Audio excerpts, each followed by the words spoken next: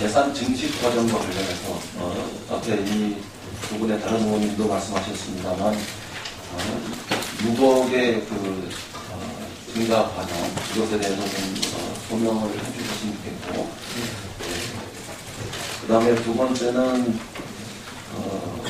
이화여대 초빙 교수로 재직하시는 기간 중에도 민간 기업 연구소나 이런 데서 민간 기업이나 연구소 이런 데서 자문료를 받으신 걸로 나타납니다. 특히 스타일 라이프와 관련해서 월 1,000만 원의 자문료를 받은 것에 대해서는 좀 과한 거 아니냐 이런 지적이 있습니다.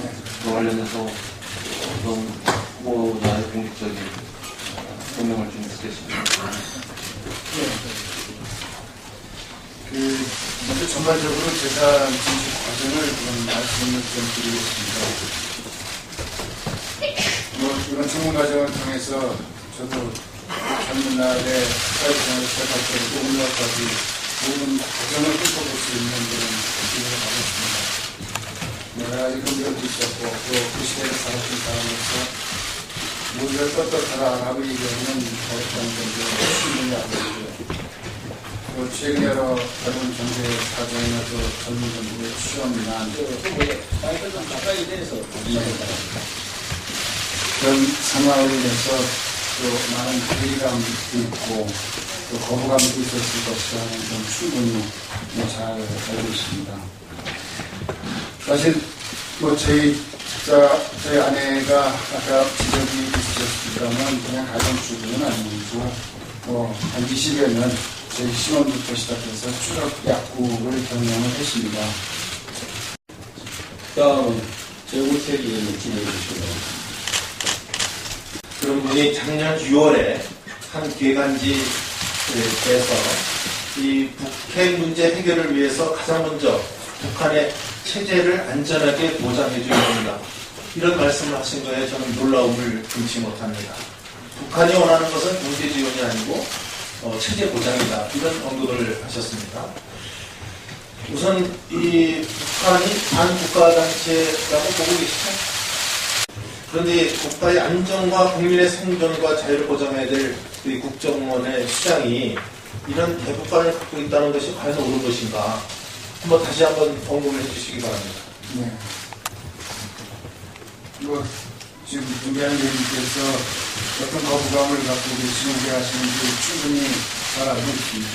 그리고 또 대국관에 대해서 의심을 받는 저도 그렇게 마음이 편하지는 않습니다. 이제껏 북한 김정은 체제를 보장해 줘야 된다는 이 북한 정권에 대한 어떤 가치 규범적인 성격 규정과 핵 문제를 해결해 나가는 과정에서의 수단적 접근은 사실은 다른 차원의 문제라고 생각을 하고 있고요. 제가 김정은 정권의 체제를 보장해야 된다는 얘기는 이런 거죠. 2008년부터 김정일이가 죽기 전까지 말이죠. 이 남북관계를 획기적으로 바꿔놓을 굉장히 좋은 계기가 있었는데, 모두 날려버렸다. 그래서 북한이 문제가 아니라 마치 이명박 정부가 문재인 탓을 하셨어요. 이게 무슨 의미입니까?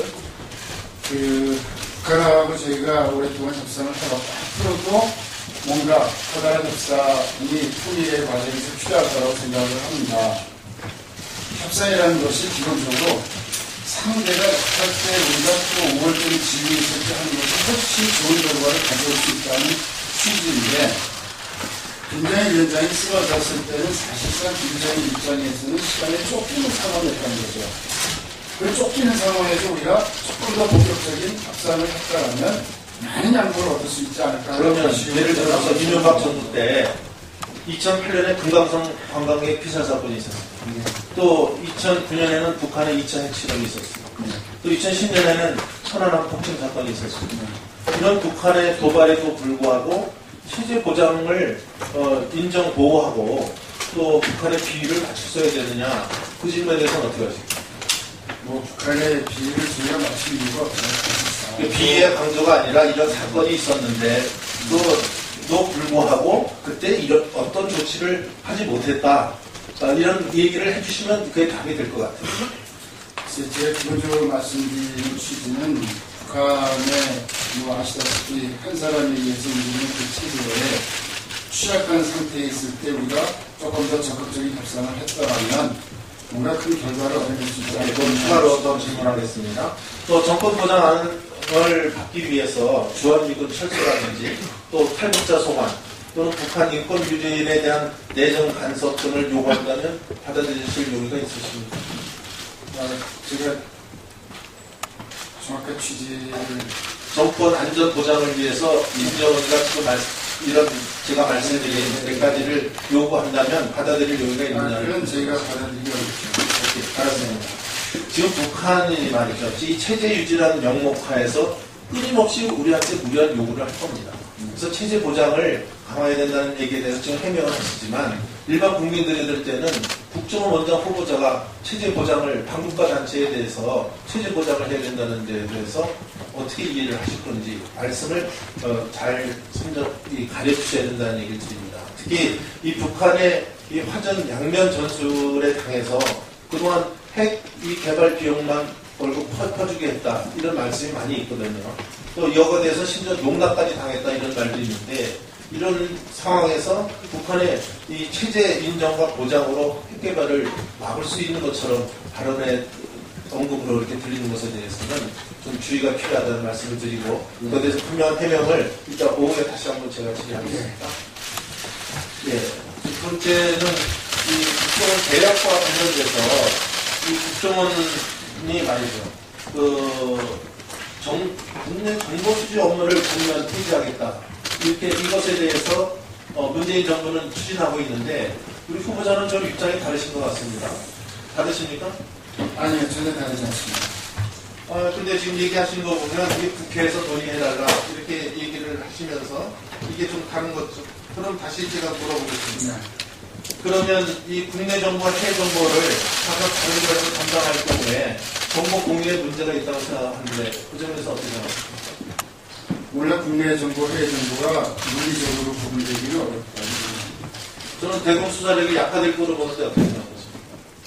대공 수사력 해외 정보 위주의 조직 개편을 하면은 저는 대공 수사력이 약화될 것으로 보는데 그 점에 대해서 어떻게 생각하십니까? 실질적으로 국내 정보 문제에 대해서 좀 제가 말씀드려드리겠습니다. 단답식으로 하기 충분히 좀 안 되는 부분인 것 같습니다. 국내 정보, 일반적으로 국내 정보라고 이제 폐지를 얘기를 하고 있죠. 그리고 또 그렇게 어떤 개념을 상관으로서 그렇게 투명이 되고 있습니다만 실질적으로 이 물리적, 장소적으로 국내 정보, 해외 정보를 구분하기는 어려운 시대 속에서 저희가 살고 있고요. 정보기관 역시 마찬가지입니다. 제가 대통령님이나 문재인 정부에서 반드시 없애야 되겠다는 것은 국내에서 벌어지는 정치와 관련된 정보, 선거개입 해임, 민간인 사찰, 기관 사찰 이런 행위에 대해서는 반드시 금지를 하겠다는 그런 취지의 표현이 국내 정보를 폐지하겠다는 것으로 표현되고 있다고 저는 생각을 해드리고요. 대공 수사력이 약화될 거냐 안 약화될 거냐 그거에 대한 속셈만 대공 수사력이 약화돼서는 안 되죠. 대공 수사력이 약화된다는 건 제가 무용납하기 어렵지 않겠습니다.